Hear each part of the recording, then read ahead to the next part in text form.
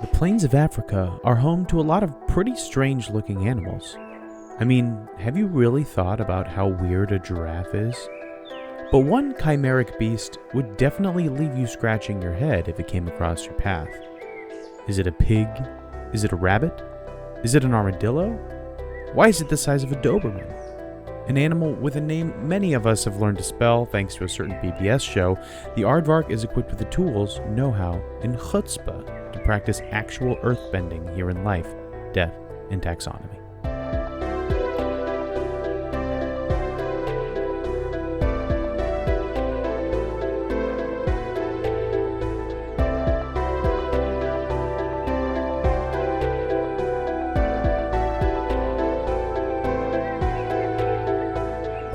Welcome back to Life, Death, and Taxonomy. It's your 30 minutes of interesting animal information. I am Joe. And I'm Carlos. Thank you to Cassie for the creation of our theme song. To hear more of Cassie's music, please search Cassie Michelle on YouTube or Spotify. And thank you to Johanna for the creation of this week's artwork. To check that out, you can visit us at our home on the web at ldtaxonomy.com. And a very special thank you to our patrons, Jesse Raspolich, Carol Raspolich, Richard Kaspar, Lottie Aubrey, and a brand new patron, Gray Hughes. Thank you so much for your support. What? It is greatly appreciated. Thanks for helping us keep the lights on. We have a new patron? We do. Oh, blessed day. Yeah, he just heard us. If he was listening to the Patreon-only episodes, he was just listening to us talk about The Sandlot and Mad Men and Breaking Bad for a while, so Wow. enjoy that. And he liked one of our posts. He was in the lounge. Ah, he made the jump. To Lightspeed. Well done. Yes. Yeah, the right coordinates. Well done, Gray Hughes. Well done. Welcome. Thank you. Okie dokie. And today we're talking about an animal that is perpetually in the third grade, but less on that later. Yeah, less on that. Actually, a little bit more on that later. Now that you, if you look up this animal, which what are we talking about, by the way? We're talking about the Aardvark. Yeah, so Arthur is an aardvark.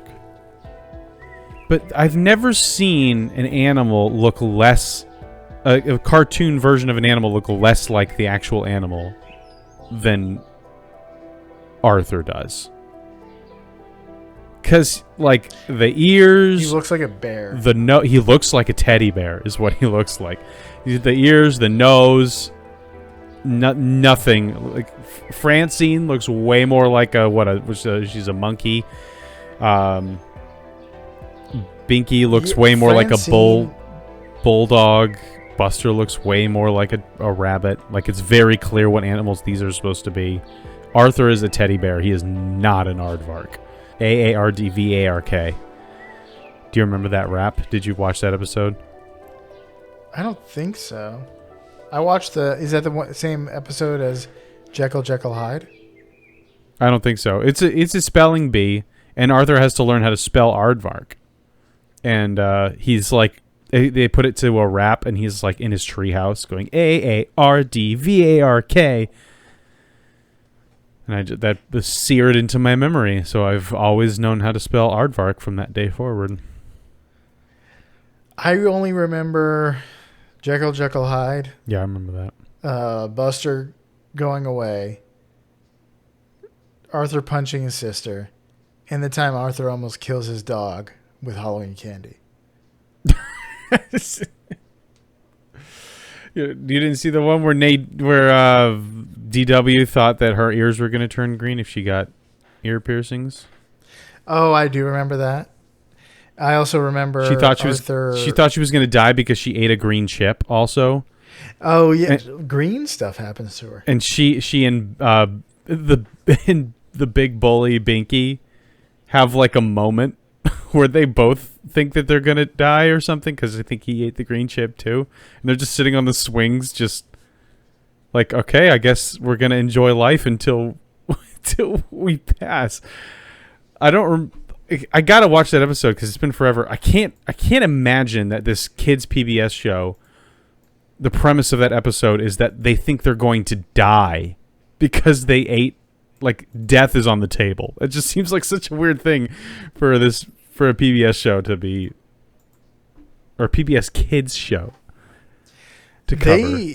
There's like a lot of like funny stuff. Like if you just watch like clips of Arthur on YouTube, and there's some intense stuff. Arthur and Alan the Brain Powers look almost identical, and he's a bear, and Arthur's of Aardvark. So yeah, I can't judge a cartoon animal by its cover, but we're gonna call it, it's called the Aardvark. We're gonna call it here the nose, the Aardvark, and the Curse of the Pig Rabbit. Nice. Wallace and Gromit and the Curse of the Pig Rabbit. Yeah, and that will become apparent when we talk about what it looks like. Okie dokie. Do you have any games we could play? Or we should know. No, not yet. Wait a minute. We're missing the is this? what we're here for. What could it possibly be? What is the therefore? What could it be, this animal that I did see?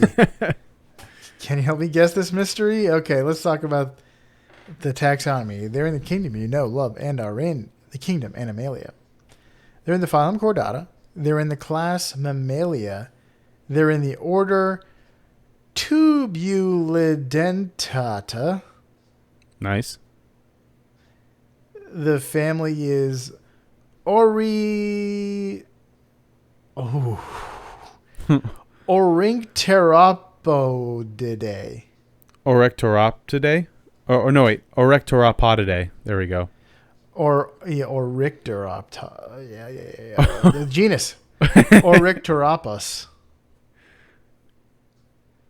Yeah. And the species, the binomial name, Oricteropus afer or afer, or old gaffer. Sam's dad. Samwise Gamgee's dad. I never knew if that was his dad or like someone who took him in. I think it's his or his dad. uncle or something. Yeah. Everyone's got to be an orphan in this one. All right, yeah. Orycteropus? Offer. Maybe offer. Since we're in the business of naming things, though, it's time for my favorite part of the show, Critter Groups. The part of the show where I ask you, Joe, a question, and that question is the same every time. What is the name of a group of this animal, or what is the term of venery, or what is the collective noun? If you saw a group of aardvarks, if you were blessed enough to see a group of aardvarks, because it's not common for them to hang out together, would you say it's A, an armory of aardvarks, B, a bailey of aardvarks, C, a castle of aardvarks, noticing a trend, or D, a dungeon of aardvarks? What were the first two? Armory and bailey. A, B, C, D. Armory, bailey, castle, and dungeon. What's a bailey? It is a part of a castle. Well, guess what? Bailey of Aardvarks. Final answer. That is incorrect. The answer is armory. It is an armory of aardvarks. The bailey... Not armored. Most... The like very rudimentary castles were called motte and bailey castles. The motte being the hill where the fort stood, and the bailey being the walled part below it where the houses were. Is that kind of like what Rohan is? Or Edoras? No, yes. Rohan. Yeah, Edoras. Yeah. So anything within the walls that's not on the hill is part of the bailey, and then the motte is in the middle. But yeah, it's an armory of aardvarks. And an armory doesn't necessarily have armor in it, but it does have weapons. Yeah. True. And the aardvark has weapons. Gun. It has gun. It has gun. Collectively, they have 121 guns. Would you like to know what it looks like? Yes, very much so. I imagine it looks like a bear. based on my experience with aardvarks. Yeah. Actually, the aardvark looks sort of like a Dex build armadillo. It looks almost like exactly like an armadillo, but no armor, just fleshy little, like hairless cat skin. It does a lot of like dodging and rolling rather than just tanking hits. Yeah. They have large bunny ears and a long piggish snout. You'll notice Arthur has neither of those things. Yes. And they are the defining features. They couldn't give him bunny ears. He looked too much like his best friend Buster. And you couldn't give him a piggish snout because then he'd look dumb. Because then he'd look horrifying and no one would like him. It probably tested just so poorly when they made an anatomically correct aardvark. Just make him a bear. Their backs are rounded like an animated, like an intimidated cat. An animated, intimidated cat, you could even say. Aardvark feet are tipped with something between a pig hoof and claws, allowing it to switch between the digitigrade and plantigrade positions. Do you remember what those words mean? Yeah, it has to do with what part of the foot touches the ground. Yeah, digitigrade is when your toes touch the ground, and plantigrade is when your whole foot touches the ground, like a bear or a person. And digitigrade is like a dog or a horse, or just their toe. If you're a badger, your back feet are plantigrade and your front feet are digitigrade, I think it is. But in the armadillo's case, you can switch between the two. When you're squatting, you're plantigrade. Mm-hmm. Or and when you're running around, you're digitigrade. Ballerina dancing. Yeah. You got to look at their like feet because they are like if you had like gun to your head, is that a hoof or a claw? You'd be like you'd be sweating because it looks like it's both. I'd say it's a claw. It's more claw, but then like the way they stand on them is very hoof. Like it looks like pig hoofs almost. Yeah, but the fact that like there's individual I mean, look at a pig's hoof. There's plated fingers. Thingies. Yeah. But there's like it's cloven, so there's just two of them, right? This has like the full I just saw one in Publix. An aardvark? Or pig hoof? Pig's feet. Yeah, there's like two, and then there's a third one up a little higher, similar to the aardvark. The aardvark looks so weird. Like if you get the chance, listener, look it up. If you've been thinking that aardvarks look like Arthur this whole time, then you're going prepare to be surprised by this actual pig rabbit. This lives in Zabu land. It does. Let's talk about his relative size. So welcome to the Beloved Measure Up segment, the official listener's favorite part of the show, the part of the show that's introduced by you when you send in audio of yourself saying, singing, or if time permits, oinking, grunting, whatever an aardvark does. The words measure up into ldtaxonomy@gmail.com. We don't have a new measure up intro this week, which means we get to hear from an aardvark, and Carlos will already knows who it's gonna be. I don't remember what he sounds like. It has been a long time, so. Well, he sounds like 14 different children. So, like he's Legion. Because he's inhabited by the ghosts of 13 other children. Most of those characters are voiced by real kids, so they grow up, and the show's been going for like 20, 30 years. Oh, yeah, I guess. Without further ado, the listener's favorite part of the show. Traveling to foreign countries with your dad. I wish I could get DW to go to a foreign country. I heard that.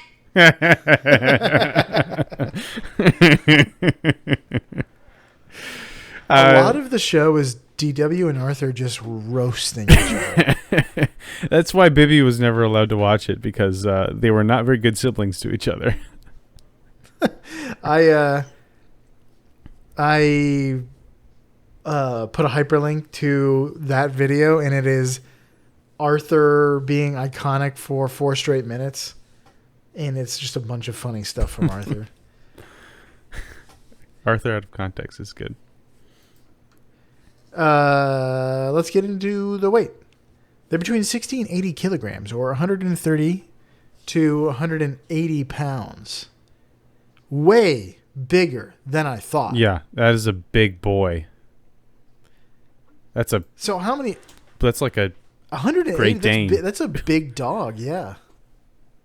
These guys are chunky though. Like they I want to see one next to a man, a full-grown man. knock you over. If it gets the zoomies, yeah.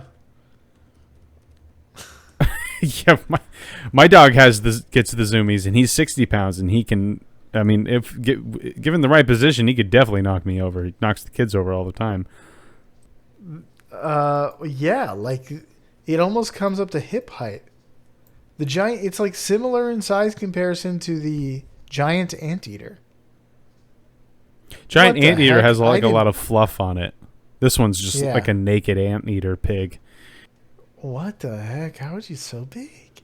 Yeah, there's a picture of a woman kneeling next to one, and it is right at face level with her. So yeah, they're 180 pounds, like a big dog. So how many aardvarks go into the total weight of a whiskey produced by Ardbeg Distillery? Ardbeg. Ardbeg, here's a hint. Ardbeg is a distillery in the Isle of Islay, or I don't know how you say that. I guess it's in the it's Wikipedia said it is in the Isle of Islay, Argyll, and Bute, which is in Scotland. Are those 3 different islands? Are they one island that has 3 different municipalities? How is the distillery in all 3 of them? Is it just a campus that spans all 3 of them? I don't know, but it's in 3 places. Is it a little bit of Turks, a little bit of Caicos? Yeah. Which means, since it's in Scotland, that means they produce Scotch whiskey with no E. They use malted barley, which is barley that was allowed to partially germinate in water before being air dried. Which I didn't know that's what malt was. I know what malted milk balls taste like. Yeah, I think those are completely unrelated to malted beverages. Probably. Malt liquor, just the sound of it sounds tastier than normal because of what I understand about malted milk balls. And now what is malted, like a malt milkshake? Yeah. We have to do some malt research, I think. Because now I'm really hungry for some sweets. Speaking of hungry, the gaffer's real name is Hamfast Gamgee. The Adventures of Samwise and Hamfast. Thought real long and hard about that name. Okay, so it's the total amount of whiskey produced by this island with an identity crisis. Mm-hmm. Well, not the islands. Ardbeg, the distillery. Oh, the single distillery. In 1 year. Mm-hmm. In pounds? Kilograms. Or pounds, yeah. Okay. Goodness. I have no idea. Put a disclaimer. Even if it was in liters, I wouldn't know the answer, but I don't. Yeah, I had to I had to estimate the weight of a liter of whiskey, and what I saw might have been a liter bottle. So I don't know if the weight included the bottle. So this estimation might be a little off. I'm going to go with... I mean, it's just a small... Nah. We're going to go with 25,000 pounds. So the answer is 138 aardvarks worth of whiskey comes out of Ard Distillery. Final answer? Ard Distillery. Yes. The correct answer is 16,275 aardvarks. Oh, boy. They do a lot more business than I thought. They produce roughly 1.3 million kilograms of scotch. Goodness, is that where all the scotch in the world comes from? People drink a lot more than I thought. I guess that's probably not even enough to satisfy the entire island of Scotland, or the I'm entire. a little worried that all those glass bottles are included in those kilograms, but that's we'll possible. just move on. Let's talk length: 105 to 130 centimeters, or 3.4 to 4.2 feet. A 4-foot vark. How many of the heaviest cucumber would go into the weight? How many of the longest cucumber would go into the length of an aardvark? Much better. 2. You don't even get to give a hint. 2. I already got it. The hint. Oh, thanks for mentioning it. The hint is that the cucumber amateur gardener Sebastian Suskin of Southampton, UK, produced this cucumber, and he was hospitalized for a week with a leaking blood vessel in the brain at a crucial point in the cucumber's growth, but recovered in time to claim the title. His victory was won not without a tough fight. Yeah, this cucumber cost him a lot. Like, maybe he was really stressing about it. In the beginning of the Curse of the Were-Rabbit, everyone it takes place in the UK, and all of these people care about nothing more than their giant vegetables. So this really fits. It was in the UK. So I'm gonna say 2. I'm gonna say this is like a little over 2 feet long. It doesn't sound like a lot. But yeah, I'll go with it. It's either 2 or 1. Or somewhere between there. Southampton is actually Southampton. Southampton. Or Southampton. That's like Southampton. It's like the Thames or Greenwich. It's like who was responsible for the spelling of these things? Did you give me a final answer? Yeah, 2. 2. Correct answer is 1.14. That is not. The cucumber was 113 centimeters, or 3 feet, and 8 inches. My gut told me that 2 feet was a little too short for that, but I thought 4 feet was a little ridiculous. So, but it was closer to 4 feet than 2 feet. I think it was grown in a tube so that it would be longer. That sounds like cheating. Apparently not. All you need at the end is a cucumber with length. So, don't we all? would you like to hear some fast facts before we get into the major fact? Show.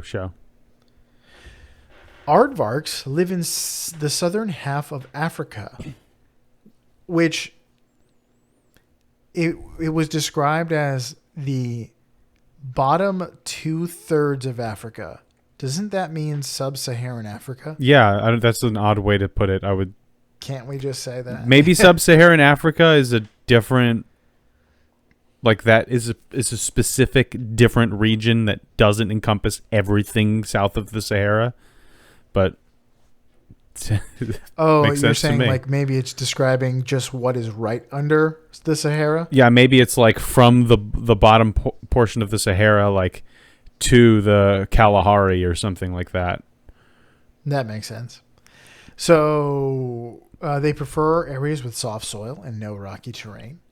They eat plants and termites, but they will also eat aardvark cucumbers. You don't say. Yeah. Aardvark cucumbers are hard to find a picture of. I can only find drawings, which is not much more better than an actual cucumber. But these cucumbers depend on aardvarks for seed dispersal. They have a close relationship. Aardvarks are nocturnal and solitary, so they're vampires, they're brooding, they're Batman. They look just like Aardvarks Batman, are Batman. And they walk around hunting for bugs in the middle of the night. too. I'm not saying aardvarks aren't Batman, but have you ever seen an aardvark and Batman in the same room? Never in my life. Okay. And now we know that aardvarks are big enough to be Batman. It's 4 foot, 180 pound Batman. He's just a baby. He's just a really dense baby. They are dense. 4 foot, 180 pounds. Anyway, their large ears help them avoid predators like lions, hyenas, dogs, and leopards, and sometimes pythons. When they detect danger, they get out of dodge. They prefer not to fight. And we'll talk about how they get out of danger using their claws. But when their long-hooved claws can't get them out of danger by vamoosing, they may be used for stabbing. They will roll onto their backs in the jiu-jitsu position and rake at predators with their claws. They're an armory. They're a walking armory. Yeah, they go into the jiu-jitsu defense, which is like whenever you see somebody do that in jiu-jitsu, it looks stupid and it is dangerous if they're good at it. Yeah, it's being in guard. Yeah, but you look like a dead bug. Yeah, until that dead bug breaks your arm. Yeah, knocks you out. Just don't go down onto the dead bug. Yeah. Good call. Also, sub-Saharan Africa is exactly what you think it is. It is everything south of the Sahara all the way to South Africa. May or may not include Sudan. Okay. So We wanted to make sure that maybe aardvarks could be in Sudan. yeah, but not without a visa. True. That's all I got for that. Do you have any big facts? I sure do. This one's called Dig Dug. So the It's a different childhood character. Yeah, we're just full of nostalgia here. Since the aardvark eats exclusively underground critters, ants and termites, and it sets up its home underground to avoid predators, as well as the hot African sun, it should be no surprise that the aardvark is pretty good at digging. Plus, it's got those hoof claws. Their burrows are extensive tunnels that can reach up to 10 feet below the ground. So, not that the tunnels are 10 feet long. They're much longer than that. But the max depth can be up to 10 feet below the surface of the ground. So, they also use their exceptional noses and hearing to hunt for termite nests as they forage. They don't have great eyesight. They are colorblind. So they depend on their pig noses and rabbit ears to find nests of termites and ants. They can forage for up to 19 miles in their foraging range, because, like we mentioned in the anteater episode, ants do not a very filling meal make. So you need to eat a lot of them, and you need to be sustainable about it. So you can't just bleed an ant colony dry. You have to eat a bunch of them and then leave, and then come back like a week later so that their population has come back, and then eat more. So, but while they're walking around looking for the good stuff, and they get a whiff of some of those delicious ants, the aardvark will dig a V-shaped trench in just seconds. So, I mean, this is really where the major fact comes in, because it can dig at a rate of 2 feet every 15 seconds. So that maybe doesn't sound like a lot. It's 2 feet. So what? First of all, have you ever tried to dig a 2-foot hole? Second of all, 15 seconds. Because that means third of all, use your hands. I mean, I had to last year. I dug a post hole for my mailbox, and it's supposed to be 2 feet deep. And I was just astounded at how far that was. I was like, I had a post hole digger, and I was like digging, and I was like, okay, that should be good. It's 1 foot. Oh wow. Okay, dig some more. It's 1 foot 6 inches. And it was a lot more than I thought it was, and it took me a lot longer than 15 seconds to dig that hole, and I had a tool specifically designed for it. But turns out, so does the aardvark. But if you think about that rate, that means in a minute it can have an 8-foot hole dug.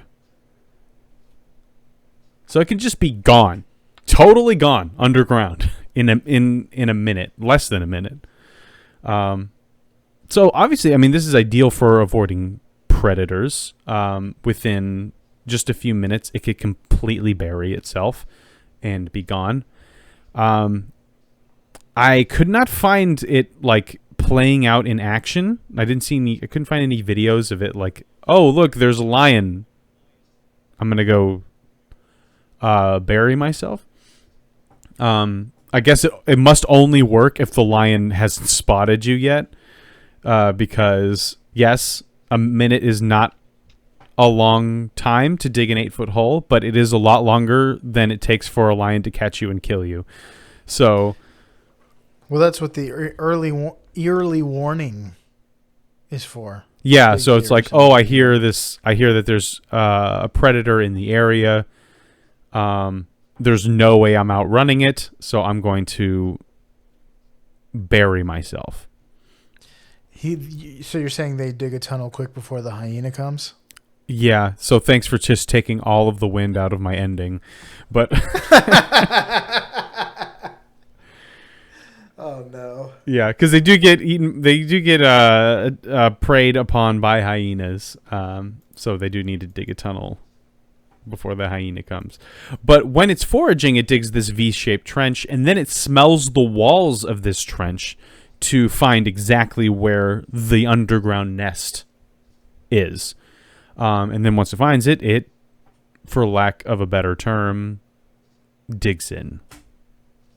And like the anteater, aardvarks have this really long, sticky tongue that they just lap up ants. And they can eat up to 50,000 ants in one foraging session. They usually don't eat 50,000 ants from one nest, though, because, like I said, they don't want to eat all the ants in a nest. They want to make sure that the nest is still there and able to come back so that they have a regular source of food, because they have a static burrow. And if they depleted the all of the pride lands of all the hunting game, then there would be then the herds will move on, and they won't be able to live at Pride Rock anymore. But interestingly, a single termite mound doesn't provide enough food. So aardvarks will specifically look for termite nests that are on the move, since multiple mounds worth of termites will move together in large columns. And so it can just dig the one hole and lap up many, many, many, many delicious guys. Am I the only one that thought that in Tarzan, when he uses his human brain to use the elephant's trunk to blow all the termites out of the mounds, that the termites looked pretty delicious? What's more delicious, those or the grub from No, the grubs from Lion King, 100%. Because those definitely look slimy yet satisfying. I imagine they tasted like Boston Market macaroni and cheese. Yes. Especially the one that Simba eats in particular, because the other ones, the crunch, I don't want the crunch, but the slurp, yeah. But yeah, that's all I got. That's the Aardvark. It is a digging sensation, and it also looks the way it does. So that could have been the other major fact. It looks like that. It looks like a digger. No, an anteater. It looks like it looks like Mad Libs, but for animal parts. The way it looks is a major fact. Yeah, but it's not. It looks the way it does. That ruined my brain for a second. It's like it's got platypus walrus syndrome, where it's like, okay, we're gonna have this animal, and we're gonna stick some of this other stuff on it from other animals. And that's the fun thing about taxonomy is like every once in a while, there's an animal where like God was clearly like, categorize this, idiots, and we can't. We try, but it doesn't make sense. We're gonna give you a saber-toothed seal with a mustache. Enjoy. Yeah.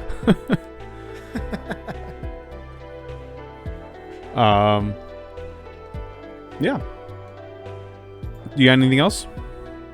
That's all I got. All right. That's the Aardvark for you out there in Podcastia. Go out on the hunt. Slurp up some ants. And dig a tunnel, dig a tunnel, quick before the hyenas comes. Like the Aardvark here in Life, Death, and Taxonomy.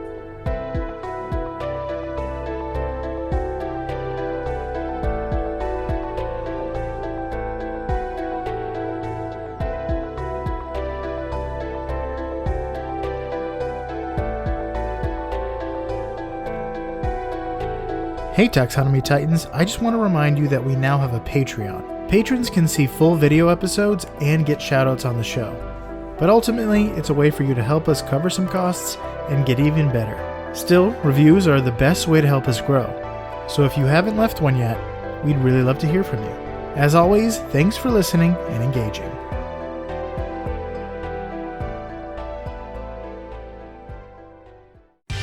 Life, Death, and Taxonomy is my favorite in the world podcast. What was that? Quick before the hyena comes.